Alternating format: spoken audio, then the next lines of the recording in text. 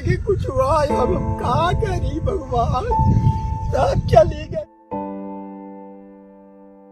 विंध्य क्षेत्र की धरती, जहां किसान हर साल अपनी मेहनत से सोना उगाते हैं।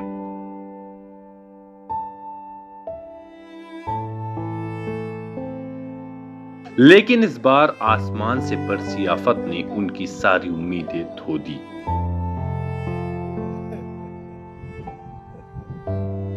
अचानक हुई मूसलाधार बारिश ने खेतों में खड़ी पकी फसलों को तबाह कर दिया।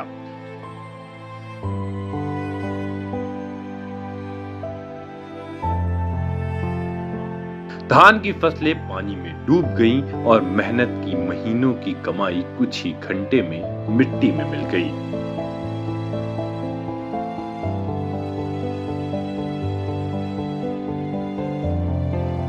सरकार के दावे कहते हैं किसानों के लिए योजनाएं हैं, पर जमीनी सच्चाई कुछ और ही कहानी कहती है। और फसल में कंडो तो ठीक है, वो अलग से ही है, तो इससे बहुत बड़ा नुकसान देखने को मिल रहा है। जैसे कि देख सकते हैं आप लोग, गिरी हुई फसल। पहली बात तो वर्षा के कारण खेत में पानी भर जाने के कारण पहली बात यहाँ मशीन नहीं घुसेगी। यदि मशीन घुस भी गई सूखने के बाद तो नीचे से काटेगी तो उसमें आधे आध माटी आ जाएगी, जिसके कारण मतलब डबल मेहनत, और मतलब एक तरफ से देखा जाए तो खर्चा भी नहीं सूल हो रहा ढंग से। किसान अब न बैंक से मदद पा रहा है, न बीमा कंपनी से राहत।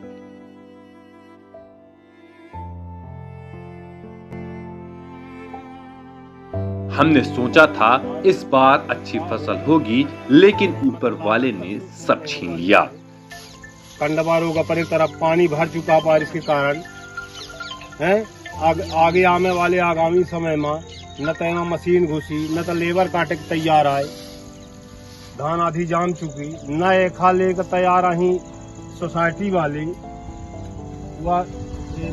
ये देश के प्रधानमंत्री बोल रहे सम्मान निधि न दे करके उसका सही रेट दे।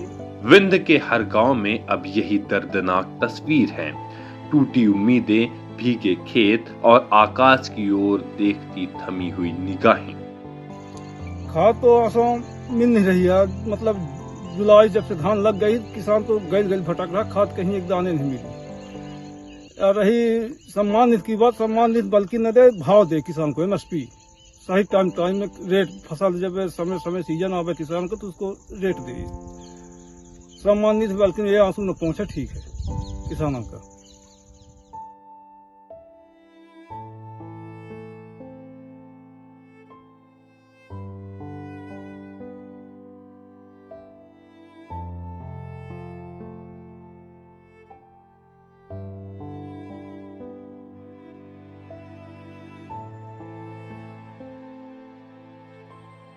जब ये फसल नष्ट हो चुकी एवं हम इतनी लागत लगाए हैं, 500 रुपया लेबर चार्ज लग रहा है, एक लेबर 500 रुपये में आ रहा है, लेबर मिल नहीं रहा, डीजल का, ट्रैक्टर का डीजल का लागत तक नहीं वसूल हो रहा है।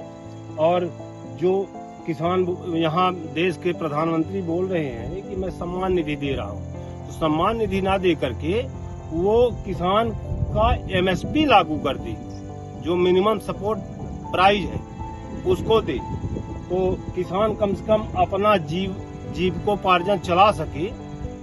और ये सम्मान निधि में कुछ नहीं होने वाला है, इसका सही रेट निर्धारित करे, सही रेट दे। प्रशासन के द्वारा जो किसानों के ऊपर एक और कानून लाद दिया गया, उससे आज किसान बहुत ज्यादा भ्रमित है और भयभीत है। क्योंकि पराली पर एक नया नियम अभी आया है, हम लोगों ने सुना है कि उसमें 2 साल तक की सजा है या तो फिर जुर्माना है। फसल कटने के बाद खेत में जो सूखे तने रह जाते हैं वह पराली कहलाती है। मजबूरन किसान इन्हें जलाते हैं ताकि अगली फसल वक्त पर बो सके। हर किसान के पास महंगी मशीनें नहीं होती, बस आग ही आखिरी रास्ता बचता है। करे क्या, क्योंकि किसान की जो उम्मीद है सारी ये फसलें ही है। अपनी फसलों को किसान जो है तो अपने बेटे की तरह पालता है। पूरे गांव का जो रेशियो है तो 75% इसी प्रकार गिरकर नष्ट हो गई है। तो इसमें जो नीचे के दाने हैं वो जाम आए हैं और पानी भरा हुआ है, इसमें मशीन घुसने के लिए तैयार नहीं है। लेबर के पास यदि जा रहे हैं कटवाने के लिए तो वो 500 से 700 रुपए ले रहे हैं। फसल पूरी तरह बर्बाद हो जाने के बाद न तो अब किसानों के पास अपने पेट भरने के लिए अनाज बचा है, न ही परिवार का पेट भरने के लिए कोई सहारा। हालात इतने खराब हैं कि कई किसान भूखे रहने को मजबूर हैं। किसान की लागत क्या, वो भूखों मरने लगेगा। अब इससे ज्यादा क्या बोला जाए। किसान अपना दुख रो रहा है।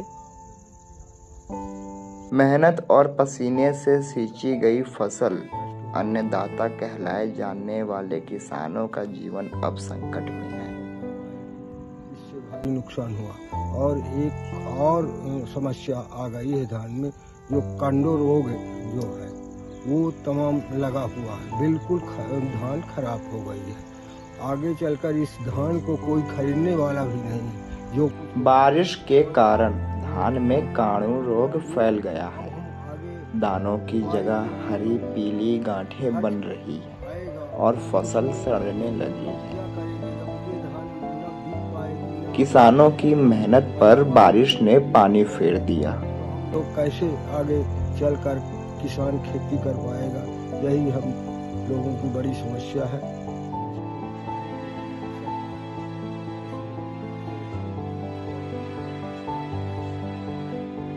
बिना मौसम के पानी बरसा होने से हमारे वजन के खेत के इतना नुकसान हुआ कि आप देख सकते हैं कि धान पूरी जमीन पे लेट गई। नीचे से जो है तो आधी धान की फसल जो है तो सड़ जाएगी, पानी भरा हुआ खेत। और दूसरा, इस धान को अगर किसी भी तरह मशीन से कटवाए तो पूरे खेत में पहिए पहिए बन जाए, तो उससे आने वाली जो फसल है बहुत प्रभावित हुई और उत्पादन बिल्कुल बहुत ना के बराबर हुई और खर्च भी ज़्यादा बन जाए। चूँकि किसानों का हमारा नुकसान है, लगभग ये मान लीजिए कि लागत भी नहीं मिल पाएगी। मजदूरी तो बात की बात है।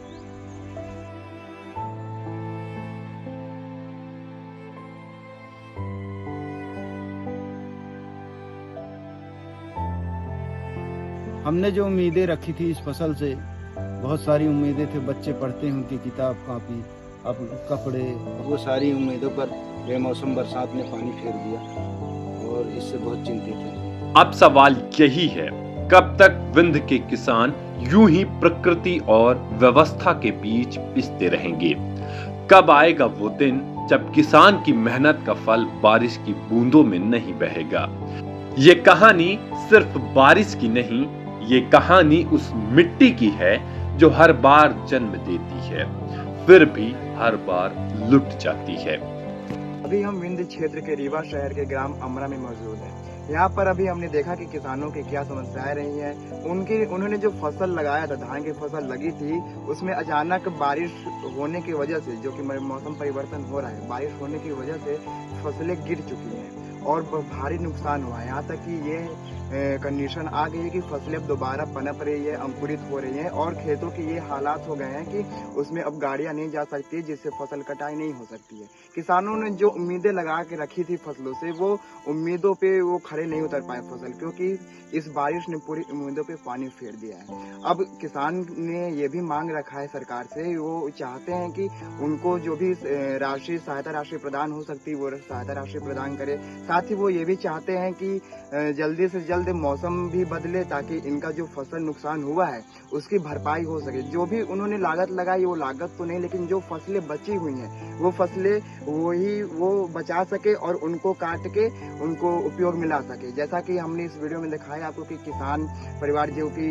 अपने बच्चों का फीस भी इसी से देते हैं, किसानी करके ही देते हैं वो फीस, और अदर व्यापार नहीं होता। इसके अलावा और भी कुछ ये कर नहीं सकते। और ये किसानी एक ऐसा व्यापार है जिसमें कि ये सीजनल होता है, ये पूरे साल नहीं हो पाता, और जिसपे कि सरकार भी कई सहायता करती है, लेकिन किसानों तक बहुत सहायता नहीं पहुंच पाती है। और किसान भाइयों ने मांग भी रखी है कि वो सहायता उन्हें मिल सके। इस वीडियो में अभी तक के लिए इतना ही, और आगे नए वीडियो देखने के लिए जुड़े रहिए हमारे साथ।